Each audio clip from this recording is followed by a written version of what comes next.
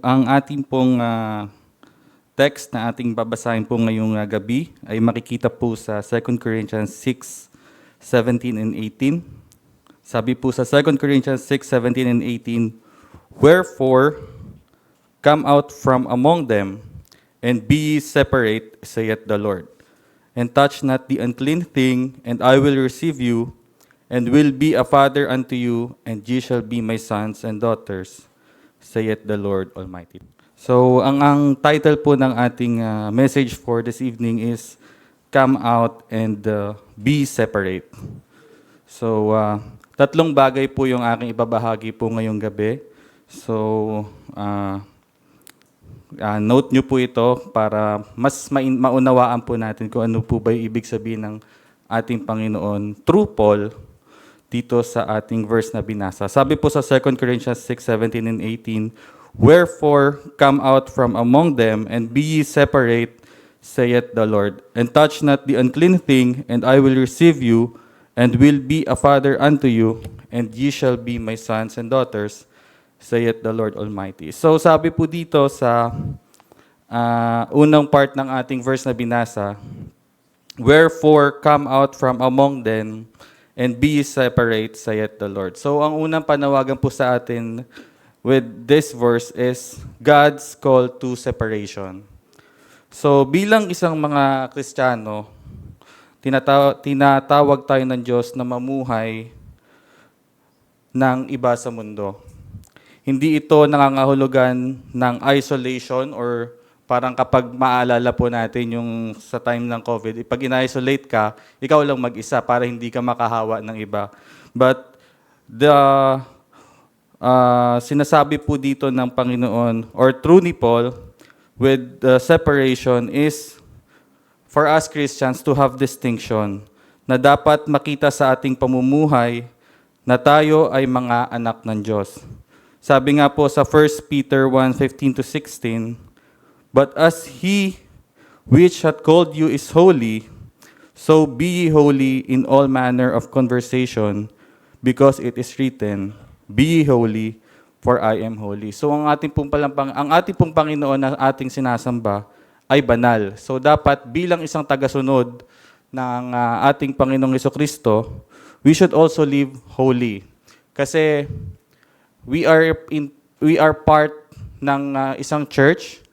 We are part ng kumbaga kapag isa kang parte ng isang organization, ikaw ay halimbawa, ikaw ay part ng organization na tumutulong sa mga mahihirap. So ay napakabuti ng ng ganitong charity or ganitong foundation. Ganoon din po sa pagiging Kristiyano. So kung tayo po ay nagpo-profess bilang isang Kristiyano, ang Panginoon natin ay holy. So same thing sa kanyang mga tagasunod, we should also live holy as the Lord is holy. Ang pagiging hiwalay sa mundo ay nangangahulugan hindi tayo nakikiayon sa maling sistema nito. Ganun din po sinabi po yun sa Romans 12:2. Ang sabi po sa Romans 12:2, "And be not conformed to this world, but be ye transformed by the renewing of your mind." So ito pong verse na to, actually lagi ko po siya naririnig kapag may nagtetestimony na bagong ligtas. So mula sa trait mo na mahal mo or pleasurable sa'yo yung pagkakasala, you will be, kung ba mayroong 180 na degrees turn, hindi po 360 kasi pag 360, babalik lang po yun sa kung saan yung pinanggalingan niya. Pero 180 degree turn or pagtalikod sa mga bagay na dati masaya kang ginagawa ito, pero ngayon bilang isang tagasunod ng Panginoon ay hindi na ito yung bagay na kumbaga hindi ka na masaya sa mga bagay na iyon. Bakit? Dahil ang Panginoon ay hindi nalulugod sa mga bagay na ikaw ay magkakasala. And si Paul, in-address niyo po itong verse na ito pong binasa po natin sa Corinthian churches. Sabi niya po doon is, lumabas kayo mula sa kanila at humiwalay.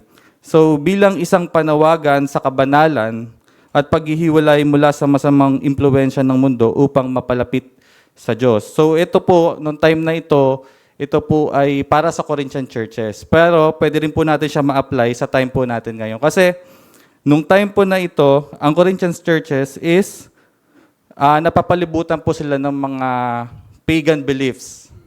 And sa Corinthians, or ang Corintio, it is a city known for its pagan culture and moral problems. Dahil po sila ay napapalibutan, so parang yung mga bagay na mali or hindi kaayon-ayon sa paningin ng Panginoon, parang doon sa lugar na yun, parang normal. Parang kung iisipin natin, parang kung pupunta tayo sa US, yung Las Vegas, yung more on casino, parang yung ganitong bagay is just normal, pagsusugal, yung iba't iba na kumbaga it is just a normal. So, itong paalala na ito is para ang mga Kristiyano sa Corinto ay hindi mahulog sa pagkakasala. It is a reminder for them na to be separated doon sa mga bagay na ginagawa doon sa kung nasaang lugar sila. Because it is a place of sin, they are reminded to be separate, to have distinction, to see that they are Christians, to see that there is God sa kanilang mga buhay. Dahil yung mga bagay na masama doon, kasalanan, it looks normal doon sa lugar na yon. So, ganun din po sa atin, sa ating mga companion, sa ating mga kasama, sa ating friendships na meron tayo, sa mga relationships na meron po tayo. Let's check if itong mga companions na meron po ba tayo is nagbibigay po ba ito ng papuri sa Panginoon? Does it bring us itong mga taong po ba ito ay nagdadala po sa atin upang mapalapit tayo sa Panginoon or tayo ay mapalayo lalo sa Diyos? Gayon din po sa ating mga trabaho or negosyo, do we engage in this honest practice just to fit in dun sa mga katrabaho natin? Kasi syempre, itong parang pag sa work, para hindi tayo mapag-initan, meron mga part ng process na parang nilulusutan nila. So, bilang isang Kristiyano, are we honest or meron ba tayong integrity para gawin kung ano yung tama? Or ganun na lang din, go with the flow para walang away, walang gulo. Maganda naman nga po yun, walang away, walang gulo. But in reality, kung pagbabasihan mo yung faith na meron ka bilang isang Kristiyano, merong mali. So, hindi po dapat ganun ng isang Kristiyano. If we are doing things na tama, it should start sa tama din. Hindi yung magsisimula ka sa mali para sa tingin mo, in the end, is magiging maayos siya. So, kapag we are doing things for the Lord, it should always start sa mabuti at tama, based sa salita ng Panginoon and sa faith na meron tayo. And also, ito po, actually, nung ginagawa ko po itong preaching, mabigat po sa akin itong ilagay. Kasi syempre, I am also convicted po unang-una po dito sa aking message na ibinigay. Yung sa ating lifestyle choices. Ang mga bagay ba na ating ginagawa ay nakakatulong sa ating paglago sa Diyos? So, ano po ba mga lifestyle choices na meron tayo? Ito po yung mga bagay na pinaglalaanan natin ng oras na mas matagal bukod sa salita ng Panginoon, bukod sa pagpapalago sa relationship mo sa Panginoon. So, mabigat po siya sa akin kasi parang worthy ba ako sabihin to sa iba if alam mo yun, may pagkukulang din ako personally. Pero ang salita ng Panginoon is sabi nga sa Bible, it is like a double-edged sword. So, kapag nararamdaman mo na parang nasasaktan ka, tinatamaan ka ng salita ng Panginoon, and then, mabuti yun. Kasi may effect pa sa yung salita ng Panginoon. And it is not the end na hanggang doon ka na lang sa estado mong yun. But the Lord is calling you out para i-improve mo yung kung ano yung mga pagkukulang at pagkakamali mo. So, it is really important that our lifestyle choices is also distinct. Merong pagkakaiba sa mga unbelievers. Sabi po sa James 4:4, the friendship of the world is enmity with God. So, ang word po na enmity is pagkakaaway. So, ibig sabihin, walang pagkakasundo. Ang mundo, mga gawain sa mundo, at ang mga bagay sa Panginoon. So, ang bagay sa mundo, parang it is unrighteous. Ang Panginoon is righteous. Ang Panginoon ay light. Ang mundo is darkness. So, it is total opposite po. So, prioritizing yung mga makamundong bagay, yung mga pleasurable sa mundo over our relationship with God, ito po ay galit po ang Panginoon doon. Kaya there should be a distinction sa ating mga Kristiyano. Dapat makita sa ating pamumuhay na tayo ay anak ng Diyos. So, sa pangalawang part naman po ng ating message is avoiding the unclean. Sabi po dun sa second part, and touch not the unclean thing. So basahin ko lang po ulit yung ating text. Wherefore come out from among them, and be ye separate, saith the Lord, and touch not the unclean thing. So sa Old Testament po, yung unclean thing is kapag yung mga Levites or yung mga priest is humawak ng isang bagay na that would defile them. So, hindi po sila pwedeng hindi po nila mape-perform yung duty nila as priest. Or unless sila po ay mag-partake ng or mag-underwent ng purification mga rituals, hingi nila ng tawad yun sa Panginoon, kapag hindi po sila pure, yun po, hindi po sila pwedeng di nila pwede i-perform yung priestly duties and mag-partake ng sacred offerings. Kasi po, nung time po na ito sa Old Testament, kapag ikaw po ay may pagkakasala, hindi ka po pure, hindi ka sanctified, kapag nag-offer ka ng offering sa Panginoon, hindi ka na po makakalabas doon sa And kaya po may bell po doon para malaman kung buhay pa po ang priest na pumasok po.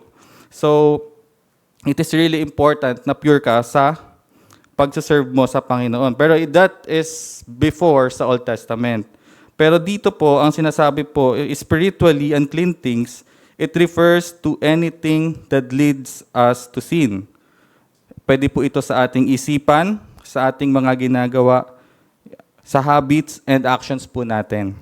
So, in 1 Thessalonians 5:22 said, abstain from all appearance of evil. Ang ibig sabihin po na abstain, in Tagalog, umiwas po tayo sa mga bagay, lahat ng bagay na masama. Sabi po dito, all appearance of evil. Hindi po doon sa mga malalaking sin lang, like pumapatay, ng re-rape, ng yung mga bagay na yun. Ibig sabihin, lahat ng appearance of evil. We must flee from sin and not entertain it. So maganda pong example dito is katulad po ni Joseph. Yung ginawa po ni Joseph, nung siya po'y nilapitan ng asawa ni Potiphar at siya po'y hinikayat na gumawa ng masama, to lie with her. Pero tumanggi si Joseph at sinabi, hindi ko magagawa ito, ayokong magkasala laban sa Diyos. Kahit ilang beses siyang tinukso, na natili siyang tapat hanggang sa isang araw ay, yun nga po yung time na tinangkang hilahin ng asawa ni Potiphar yung kanyang balabal, pero si Joseph ay tumakbo palayo upang hindi siya magkasala. So makikita po natin dito na si Joseph, instead na maglinger siya doon sa lugar na yon, Dahil alam niya may temptation sa lugar na yon, ang ginawa niya po is tumakbo. And gayon po, is makikita natin po yun sa Genesis 39, verse 7. Yung si Joseph refused to sin to Potiphar's wife, and yun nga po makita natin, he did not negotiate or consider yung offer na binibigay ni Potiphar's wife. Ang ginawa niya po is he ran away. So madalas po, kaya po tayo nagkakasala sa Panginoon, it is because we linger too long instead of fleeing immediately. So, kaya po bilang isang mga Kristiyano, wag po natin iisipin na kapag nasa harapan po tayo ng temptation or sa sin or lalakad tayo may sin tayo nakikita, wag po nating isipin na mature tayo. Kaya di tayo na kapag pumunta ako sa lugar na to, hindi ako prone to sin kasi mature ako eh. Pero wag po tayo magpakakampante at dahil hindi po ito maganda kasi po ito po ipagmamalaki sa Panginoon. And we are instructed to flee immediately katulad po ng ginawa po ni Joseph. Kasi alam po ng Panginoon, ang tao is madaling matukso. Kahit sabi mo pang mature ka, kahit sabi mo matagal ka ng Kristiyano, but magaling din po ang kaaway eh. Alam niya po kung saan tayo mahina. That's why, ang panawagan sa atin ng Panginoon is to flee immediately sa temptation and sin. So, paano po ba natin maiiwasan ang mga bagay na ito para hindi po tayo mahulog sa pagkakasala? We can guard ourselves from sin. Kung tayo po ay nag-struggle sa isang kasalanan or alam po nating mahina po tayo, do not put yourself in situation where you are easily tempted. Parang, siguro example na lang po siguro pag nasa mall po tayo, halimbawa mahilig tayo sa mga bags or shoes, halimbawa wala tayong pera. So, madali tayo ma-tempt. So, ang gagawin po natin, instead na dadaan po tayo sa mga bagay na alam mo madali kang ma-tempt sa mall at mapakaskas yung credit card mo at magkaroon ka ng sandamukan na utang, iwasan nyo po yun. Huwag po kayo dadaan doon. Kung wag na po, tama po, wag na po tayong mag-mall kung ganon. Kung wala pong pera, magluto kayo sa bahay.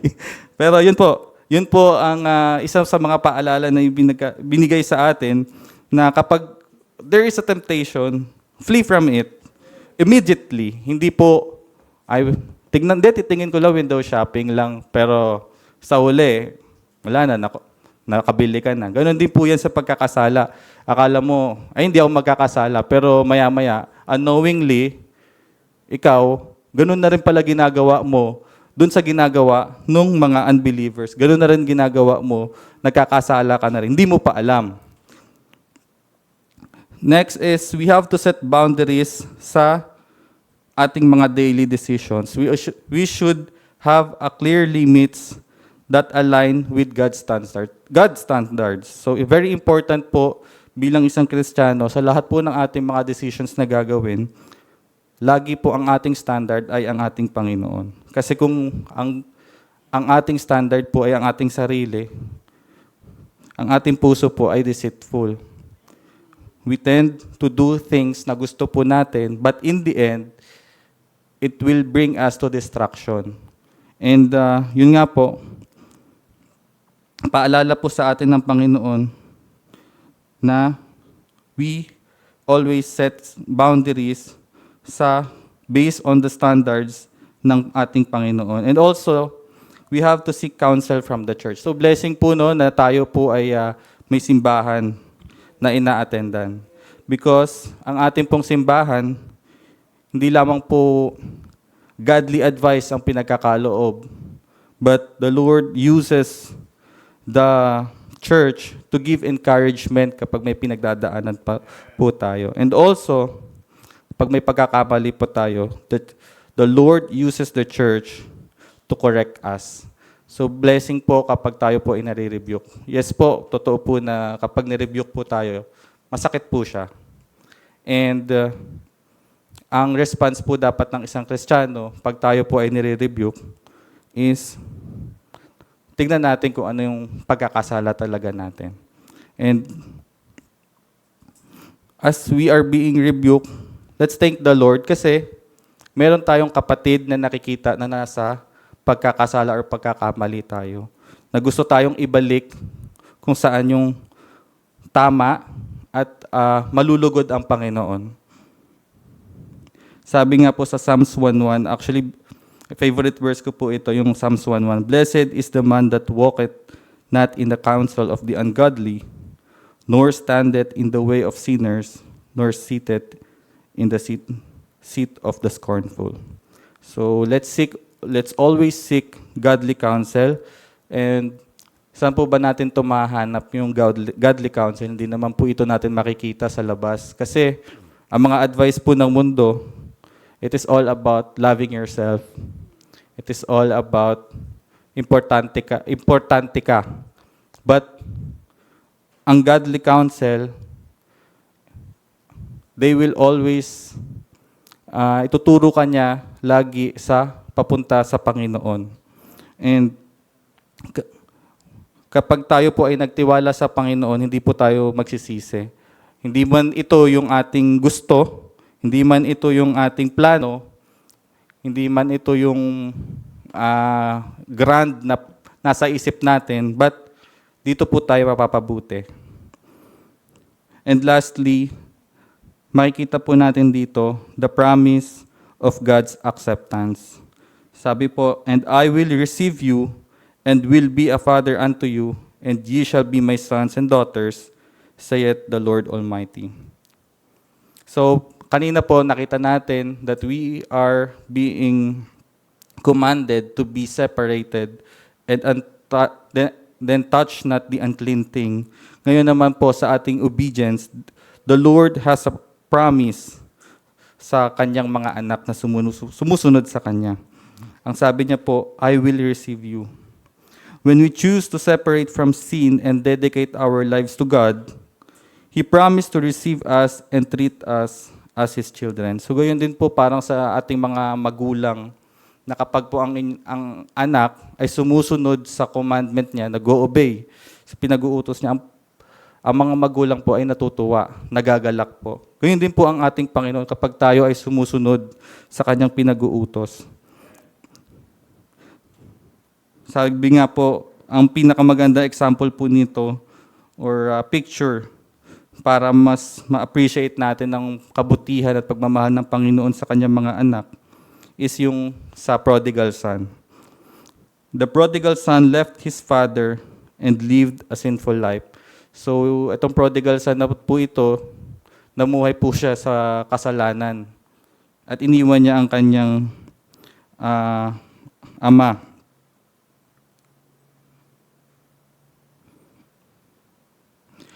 But when he repented and returned, his father received him with love. Ganyan din po ang ating Panginoon. If we repented of our sin, if we ask forgiveness sa ating sin, the Father will also accept us and received us with love.